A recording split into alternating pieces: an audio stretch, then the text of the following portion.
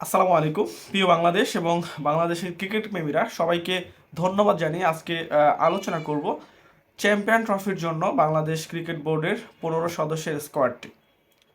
So আমি এই 15 সদস্যের স্কোয়াডে আমি অবশ্যই বাংলাদেশের 15 জন বেস্ট মানে প্লেয়ারকে এখন সাজেস্ট করব। সেক্ষেত্রে যদি নির্বাচকরা, আমি মনে করি চ্যাম্পিয়ন ট্রফির জন্য যেহেতু তামিম ইকবাল ইস্যুটা ক্লোজ হয়ে গিয়েছে, সেক্ষেত্রে আমি মনে করি সৌম্য সরকার যেহেতু টানা দুর্দান্ত ফর্মে আছে, মোটামুটি সে ওডিআইতে লাস্ট 1 ইয়ার বা প্রায় 1.5 বছর ধরে রান করতেছে, সৌম্য সরকার, এনামুল হক বিজয়। অনেকে হয়তো এই নামটা শুনে অবাক হয়ে যাচ্ছেন, কারণ আমরা বিগত দিনে যে কাজগুলো করেছি শুধুমাত্র শুধুমাত্র সবগুলো ফরম্যাটের জন্যই টানা টপ অর্ডার ব্যাটাররা আমাদের বাহাতি ব্যাটার ছিল। সো এটা ওপেনের টিমের জন্য একটা অ্যাডভান্টেজ বলে আমি মনে করি। সো এদিক বিবেচনা করে সৌম্য সরকার, এনামুল হক বিজয়।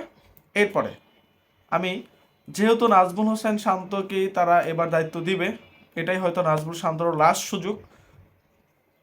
নাজমুল শান্ত, তাওহিদ হৃদয়, মুশফিকুর রহিম, মাহমুদুল্লাহ রিয়াদ, জাকের আলী অনিক, এরপরে মেহেদী হাসান মিরাজ। এরপর আমি 4টা পেস বলারদের যদি নাম বলি, সেটা হচ্ছে অবশ্যই তাসকিন আহমেদ, মোস্তাফিজুর রহমান, নাহিদ রানা ও তানজিদ হাসান সাকিব। এই 4জন পেসারকে আমি এগিয়ে রাখবো। এখন যদি যদি আমরা এখানে পার্ট টাইম একজন স্পিনার রাখি, যেহেতু সাকিব আল হাসান এখন নাই, সেক্ষেত্রে আমি নাসুম মোহাম্মদকে এগিয়ে রাখবো। মানে কিছুদিন ধরে দলের সাথেই সে কন্টিনিউ করতেছে। সো এখন আমি আরেকটা বিষয় কথা বলবো, সেটা হচ্ছে একজন পার্ট টাইম ওপেনার। সেক্ষেত্রে আমি অবশ্যই তানজিদ হাসান তামিমকে এগিয়ে রাখবো।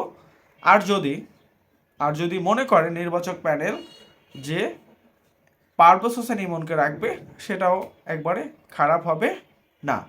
তবে আমরা যদি আমাদের বেস্ট পারফর্ম দিয়ে আমরা আমাদের যে চ্যাম্পিয়ন ট্রফির জন্য যে দলটা ঘোষণা করা হবে, অবশ্যই আশা করি সবাই তাদের সর্বোচ্চ দিয়ে বাংলাদেশ ক্রিকেট বোর্ডকে অন্তত 2 থেকে 3টা ম্যাচের জয় এনে দিতে সক্ষম হবে। সো আজকে এ পর্যন্তই। ধন্যবাদ সবাইকে। আসসালামু আলাইকুম রহমতুল্লাহ।